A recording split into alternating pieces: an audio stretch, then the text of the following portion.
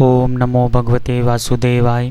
आप सभी भक्तगणों को राधे राधे, जय श्री कृष्ण।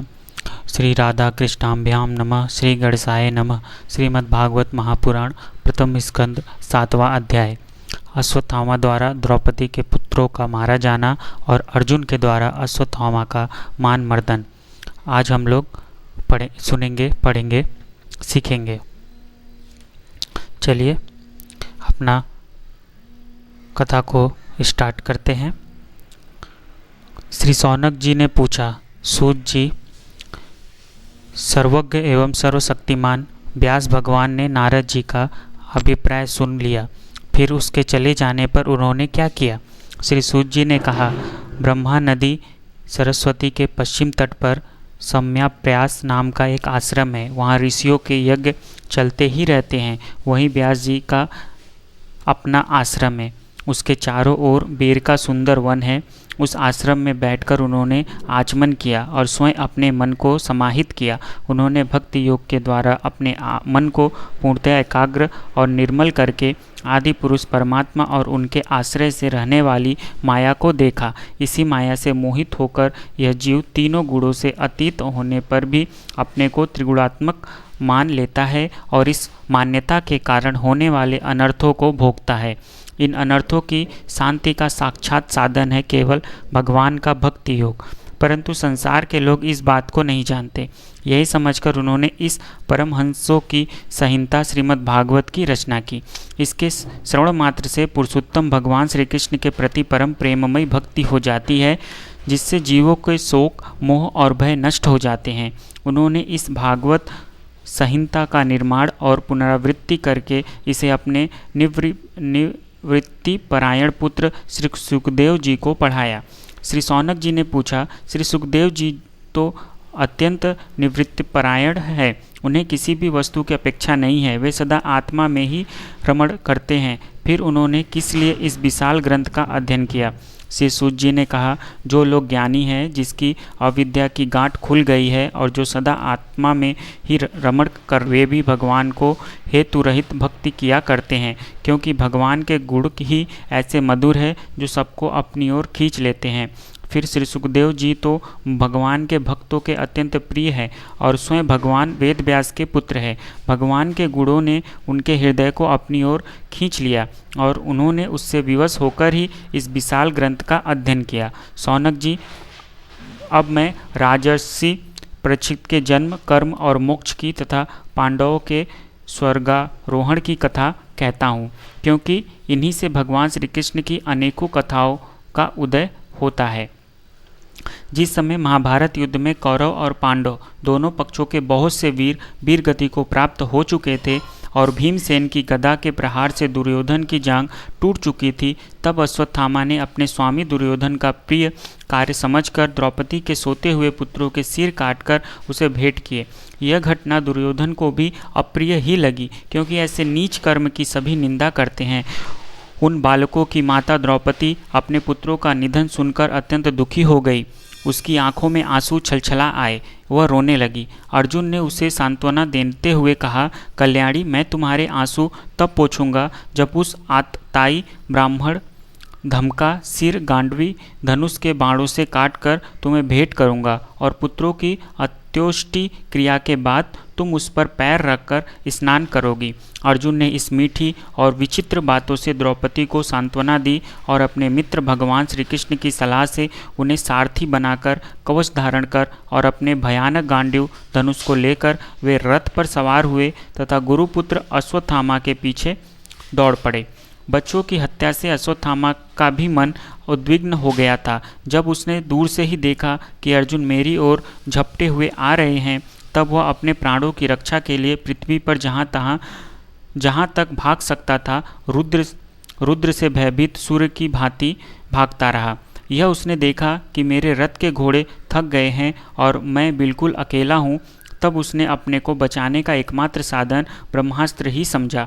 यद्यपि उसे ब्रह्मास्त्र को लौटाने की विधि मालूम न थी, फिर भी प्राण संकट देखकर उसने आचमन किया और ध्यानस्थ होकर ब्रह्मास्त्र का संधान किया।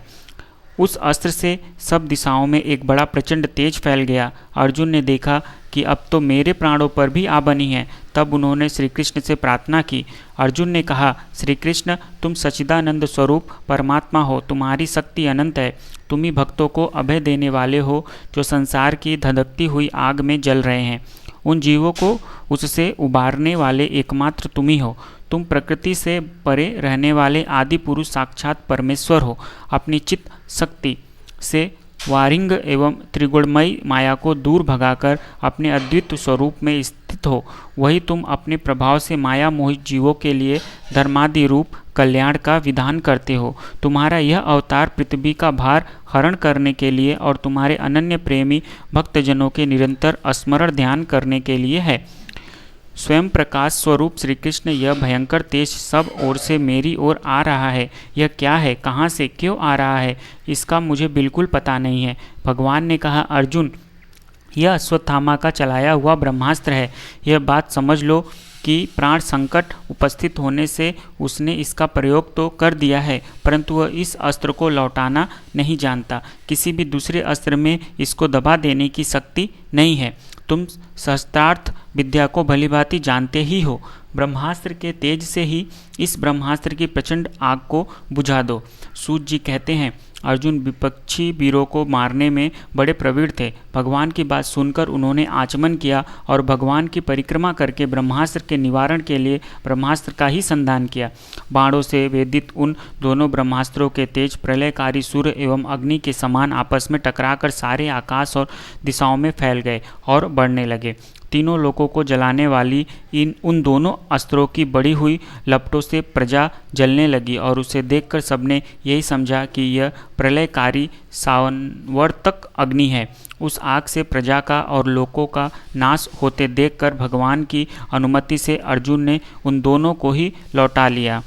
अर्जुन की आंखें क्रोध से लाल लाल हो रही थी। उन्होंने झपटकर उस क्रूर अश्वत्थामा को पकड़ लिया और जैसे कोई रस्सी से पशु को ले वैसे ही बांध लिया। अश्वत्थामा को बलपूर्वक बांधकर अर्जुन ने जब शिविर की ओर ले जाना चाहा, तब उसने कमल नयन भगवान श्री कृष्ण ने कुपित होकर कहा, अर्जुन, इस ब्राह्मण धम को छोड़ना ठीक नहीं है। इसको तो मार ही डालो। इसने रात में सोए हुए निरपराध बालकों की हत्या की है। धर्मवेत्ता पुरुष, असावधान मतवाले पागल सोए हुए बालक, स्त्री, विवेक ज्ञान शून्य, शरणागत, रतहीन और भयभीत शत्रु को कभी नहीं मारते, परंतु जो दुष्ट और क्रूर पुरुष दूसरों को मारकर अपने प्राणों का पोषण करता है, उसका तो वध ही उसके लिए कल्याणकारी है, क्योंकि वैसी आदत को लेकर यदि वह जीता है तो और भी पाप करता है और उन पापों के कारण नरकगामी होता है। फिर मेरे सामने ही तुमने द्रौपदी से प्रतिज्ञा की थी कि मानवती, जिसने तुम्हारे क्रोध पुत्रों का वध किया है, उसका सिर मैं उतार लाऊंगा। इस पापी कुलांगर आताताई ने तुम्हारे पुत्रों का वध किया है और अपने स्वामी दुर्योधन को भी दुख पहुंचाया है, इसलिए अर्जुन, इसे मार ही डालो। भगवान श्री कृष्ण ने अर्जुन के धर्म की परीक्षा लेने के लिए इस प्रकार प्रेरणा की, परंतु अर्जुन का हृदय महान था। यद्यपि अश्वत्थामा ने उसके पुत्रों की हत्या की थी, फिर भी अर्जुन के मन में गुरुपुत्र को मारने की इच्छा नहीं हुई। इसके बाद अपने मित्र और सारथी श्री कृष्ण के साथ वे अपने युद्ध शिविर में पहुँचे। वहाँ अपने मृत पुत्रों के लिए शोक करती हुई द्रौपदी को उसे सौंप दिया। द्रौपदी ने देखा कि अश्वत्थामा पशु की तरह बांधकर लाया गया है। निंदित कर्म करने के कारण उसका मुख नीचे की ओर झुका हुआ है। अपना अनिष्ट करने वाले गुरुपुत्र अश्वत्थामा को इस प्रकार अपमानित देखकर द्रौपदी का कोमल हृदय कृपा से भर आया और उसने अश्वत्थामा को नमस्कार किया। गुरुपुत्र का इस प्रकार बांधकर लाया जाना सती द्रौपदी को सहन नहीं हुआ। उसने कहा, छोड़ दो इन्हें, छोड़ दो। ये ब्राह्मण है, हम लोगों के अत्यंत पूजनीय है, जिनकी कृपा से आपके रहस्य के साथ सारे धनुर्वेद और प्रयोग तथा उपसंहार के साथ संपूर्ण शास्त्रों का ज्ञान प्राप्त किया है। वे आपके आचार्य द्रोण ही पुत्र के रूप में आपके सामने खड़े हैं। उनकी अर्धांगिनी कृपी आपके वीर पुत्र की ममता से ही अपने पति का अनुगमन नहीं कर सकती। वे अभी जीवित है। महाभाग्यवान आर्यपुत्र, आप तो बड़े धर्मज्ञ है। जिस गुरुवंश की नित्य पूजा और वंदना करनी चाहिए, उसी को व्यथा पहुंचाना आपके योग्य कार्य नहीं है। जैसे अपने बच्चों के मर जाने से मैं दुखी होकर रो रही हूँ और मेरी आंखों से बार बार आंसू निकल रहे हैं, वैसे ही इनकी माता पतिव्रता गोमती न रोए।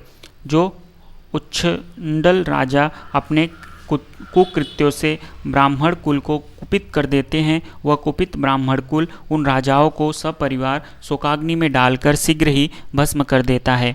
सूत जी ने कहा, शौनक आदि ऋषियों, द्रौपदी की बात धर्म और न्याय के अनुकूल थी। उसमें कपट नहीं था, करुणा और समता थी। अतएव राजा युधिष्ठिर ने रानी के इस हित भरे श्रेष्ठ वचनों का अभिनंदन किया। साथ ही नकुल, सहदेव, सात्यकी, अर्जुन, स्वयं भगवान श्री कृष्ण और वहाँ पर उपस्थित सभी नर नारियों ने द्रौपदी की बात का समर्थन किया। उस समय क्रोधित होकर भीमसेन ने कहा, जिसने सोते हुए बच्चों को न अपने लिए और न अपने स्वामी के लिए बल्कि व्यर्थ ही मार डाला, उसका तो वध ही उत्तम है। भगवान श्री कृष्ण ने द्रौपदी और भीमसेन की बात सुनकर और अर्जुन की ओर देखकर कुछ हंसते हुए से कहा। भगवान श्री कृष्ण बोले, पतित ब्राह्मण का भी वध नहीं करना चाहिए और आताताई को मार ही डालना चाहिए। शास्त्रों में मैंने ही ये दोनों बातें कही है, इसलिए मेरी दोनों आज्ञाओं का पालन करो। तुमने द्रौपदी को सांत्वना देते समय जो प्रतिज्ञा की थी, उसे भी सत्य करो। साथ ही भीमसेन, द्रौपदी और मुझे जो प्रिय हो वह भी करो। सूत जी कहते हैं, अर्जुन भगवान के हृदय की बात तुरंत ताड़ गए और उन्होंने अपने तलवार से अश्वत्थामा के सिर की मणि उनके बालों के साथ उतार ली। बालकों की हत्या करने से वह श्रीहीन तो पहले ही हो गया था, अब मणि और ब्रह्म तेज से भी रहित हो गया। इसके बाद उन्होंने रस्सी का बंधन खोलकर उसे शिविर से निकाल दिया।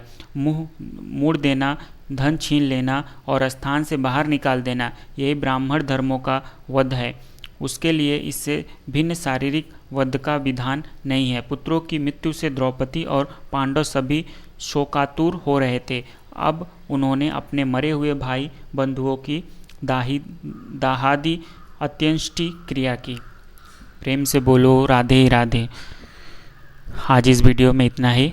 नेक्स्ट वीडियो में हम लोग 8वां अध्याय गर्भ में परीक्षित की रक्षा, कुंती के द्वारा भगवान की श्रुति और युधिष्ठिर का शोक सुनेंगे। प्रेम से बोलो राधे राधे। जय श्री कृष्ण।